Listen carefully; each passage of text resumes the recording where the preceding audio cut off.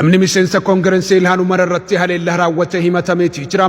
Bakka buutuun koongireensii kutaa bulchiinsa Minisootaa Ilhaan Umar irratti dhangala'aa wanni isaa hin beekamne namni itti facaase to'atamu qondaalonni poolisii naannoo beeksisanii jiru. Namni kun gocha kana kan raawwate yeroo Ilhaan Umar galma magaalichaa keessatti haasaa taasisaa turtetti kan ta'e yoo ta'u, namni kun tasa osoo hin eeggamin dhangala'aa firiinjii marfee yookaan lilmee keessatti qabatee ture itti facaase jedhamaa jira. Gabaasan BBC bakka san ture dhangala'aan sun waan keemikaala fakkaatu fi fooliin funyaan nama waraanuu akka qabu ibsee jira.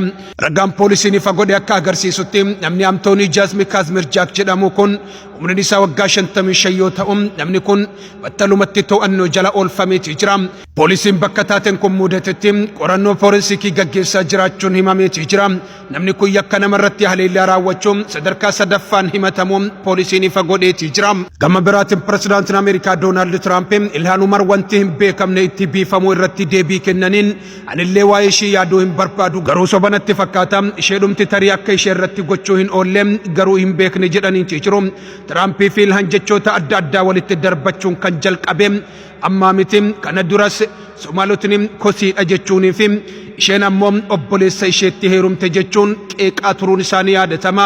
Hiriirri uummataatti bana magaalaa Minneapolis keessatti gaggeeffamaa kan ture yoo ta'u, Ilhaan Umar gochaa hojjettootiin immigireeshinii fi gumruukii Minisootaa keessatti raawwatan balaaleffachaa turte. Gargaartota ishee keessaa tokkotu yaadannoo irraa waa ilaalti yookiin waan akkasii isheef kennuudhaaf ol bahinatti fakkaate jette. Dubartiin Jaakulaayin Goosingii jedhamtu kan galma sana keessa turte. Wanti biifame sun fooliin badaan isaa kutaa guutuu keessatti kan dhaga'amu ta'uulleen dubbatamee jira. Ilhaan Umar gama isheetiin toora miidiyaa hawaasaa X irratti ani nagaadha lubbuun oolee jira. Jeequmsi xiqqaan kun hojii koo akkan hin hojjenneef na sodaachisuu hin ta'u. Namoonni na dorsisan akkam na mo'atan hin eeyyamus jetteeti jirti. Ilhaan utuu namichi dhangalaasanitti biifee hin to'atamin dura haleellaan biraa akka irra hin geenyee fi qolachuuf harka ishee ol kaasteeti turte. Achiis yeroo jalqabaaf erga dhaabbattee booda haasaa ishee yeroo itti fuftutti nuti itti fufna, nuti jajjabdoota Minisootaatis jetteeti jirti. Hirmaataan walga'ii biraa Alfred Flowers jedhamu BBCtti akka himanitti hamilee fi kutannoo ishee hanga walga'ichi xumuramutti galma magaalattii keessa turte na ajaa'ibsiisa jedheeti jira. Viidiyoon bakka sanarraa argame akka agarsiisutti namootni wayita namicha dhangala'aa sana biifee kutaa keessaa wal'aansoodhaan baasanii fuudhanii deeman kan agarsiisu yoo ta'u, namichi kun eenyu akka ta'ee fi maaliif gocha kana raawwachuu akka barbaade ammatti gabaasni bahee hin jiru. Kaamole waarisanii buna walwaamu ollaa firjini ciisa boraati tocha ajjala seenna cilee qoree yuuma xaddoola yattee feetu ginnaa dagalee dabsitee ejjattu deemsa tolta kaamoo walaa boorsa. በኃይለ ሥላሴ ጊዜ ወንበዴ እየተባለ ስንገደል ነበር።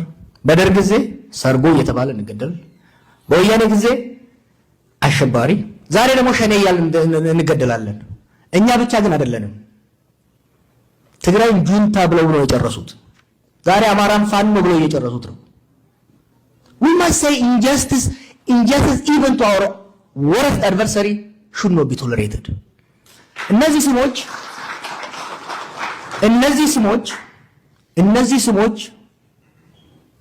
dehumanization ነው. You know the 4Ds I always talk about. You dehumanize people. namummaa ramuun qita dura. namummaa ramuun qitee gaafa faannoo ta'e seexanata, gaafa shenee ta'e seexanata, gaafa juuntaa ta'e seexanata. እስቲ ስንቶቻችሁ ናችሁ ጌታቸው ረዳ ጁንታ በሚል ጌታቸው ረዳ ሰው መሆኑ ቀርቶ ሰይጣን እኮ የመሰለው ማሰው ነበረ። እኩል ጋዊ ነው እንዴ? it is ዛሬም ቢሆን it is very important በስልጣን ላይ ያሉ ኃይሎች እኔም ይሁን ማንም ይሁን ስልጣን ላይ ያለ ሰው አንድን ቡድን ፈርጆ ወደ ማጥቃት ሲሄድ ለምን አሁን የጀመርኩት አንዱ የጀመርኩበት ዘመቻ አዝማሚያው ነው። ፍሮም 20 አብይ በእኛ ደም ስልጣን ላይ መጣ። 2018 2019 he was hardcore ኦሮሞ ናሽናሊስት ሲያየው ንጉስ ሊሆን የሚፈቅድለት የፖለቲካ አስተሳሰብ የለም። ተግዳዳሪ ደግሞ በዛበት ኦሮሞ ካምፕ ውስጥ እንደ ድርጅት ሆነጋ አለ፣ ኦፌኮ አለ፣ እንደ ግለሰብ ነው ያለው፣ ለማ አለ።